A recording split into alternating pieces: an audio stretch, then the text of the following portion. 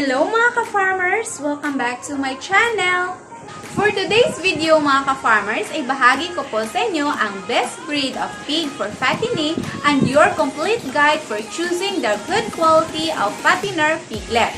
Sa video na ito mga ka-farmers ay malalaman mo ang tamang pagpili ng biik, basic na idea sa pag-breed, at tamang pagpili ng biik base sa physical na anyo at ugali nito.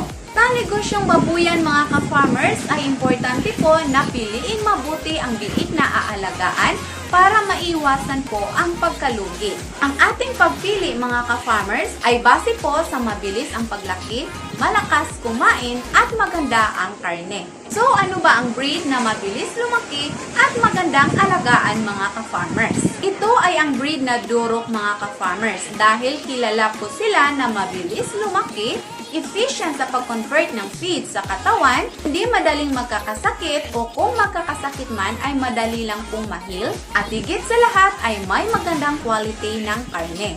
Ang karne ng Duroc mga ka-farmers ay hindi matubig, manipis ang taba, may makapal na karne at ang karaniwang kulay nito ay dark red.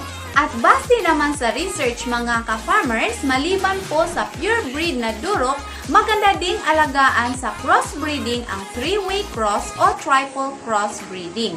So, paano ba tayo makapag-produce ng ganitong breed mga ka-farmers? Kailangan po na makapagpalaki muna tayo ng iba't ibang breeds mga ka-farmers. Example mga ka-farmers, ang Barako ay landrace, ang inahin ay large white, ay makapag-produce ng breed na F1. Ang F1 mga ka-farmers ay ang first filial generation. Ang resulta nito mga ka-farmers ay pinagkaisang breed ng large white at landrace. So, ano ba ang F1? Ang F1 mga ka-farmers ay resulta ng dalawang lahi ng pure breed na baboy. Sila ay kadalasang ginagawang inahin mga ka-farmers dahil ang mga biik nila ay mabilis lumaki at magandang pang-fattening. So, ang babaeng F1 na ito mga ka-farmers ay gagamitin natin para i-mate sa Barakong Duroc. At ang resulta sa breed na ito mga ka-farmers ay triple, three-way, or terminal cross. Tandaan ninyo mga ka-farmers na ang biik ng F1 ay maganda lang po siyang pang-fattening. Hindi na po pwedeng gawing inahin ang biik na F1 mga ka-farmers dahil mahina o mababa na po ang performance nito at potential kumpara sa F1 na inahin. Sa pangkalahatang pagpili ng biik mga ka-farmers, maliban po sa lahi, dapat nyo ring malaman ang katangiang pisikal. Dito malalaman natin mga ka-farmers kung malusog ba ito at hindi ba magandang gagawing palakihin. Una nyo pong tingnan mga ka-farmers ay ang ilong. Ang ilong ng malusog na biik mga ka-farmers ay parang basa pero wala namang sipon, walang sugat o galos. Ang ikalawa mga ka-farmers ay ang mata. Ang mata ng isang malusog na baboy mga ka-farmers ay malinis, maliwanag, makintab at bukas ang lahat ng mata. At dapat mga ka-farmers ay may malarosas na eyelids. Ang baboy mga ka-farmers na may mata na mapurol, lubog, maulap at madalas ang pag-blink ay hindi po normal.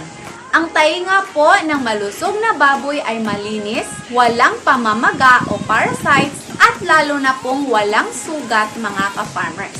At kapag tiningnan din natin ang ulo ng biik mga ka-farmers, dapat wala pong pamamaga, walang kahit na anumang sugat at hindi po kumikiling. At kung sa katawan naman ang pag-uusapan mga ka-farmers, dapat po na merong kalamnan at pabilog po ang hugis nito. Ang gulugod, balakang at ribs mga ka-farmers ay hindi po dapat makikita sa katawan ng biik.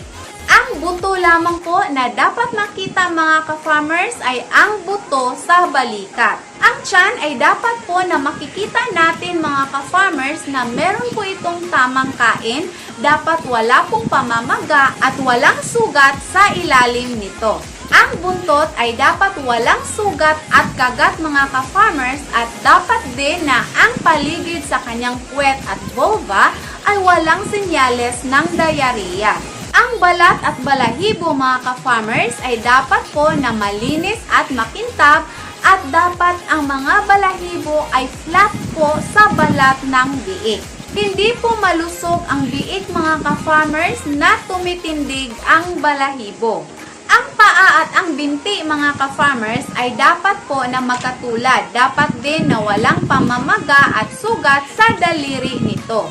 Dapat po na ang biik mga ka-farmers ay makalakad ng maayos at walang tanda ng pagkapilay. Ang kasunod mga ka-farmers ay temperamental na katangian. Ang biik mga ka-farmers ay dapat po na malakas at masigla at dapat din na mausisa at mag-respond sa pangyayari sa kapaligiran.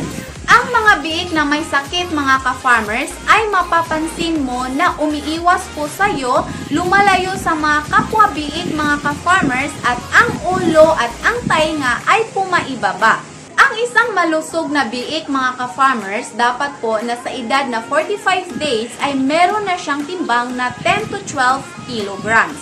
Kaya kung magkapatid po ang mga biik na bibilhin natin mga ka-farmers or aalagaan, dapat hindi po magkalayo ang kanilang timbang sa bawat isa.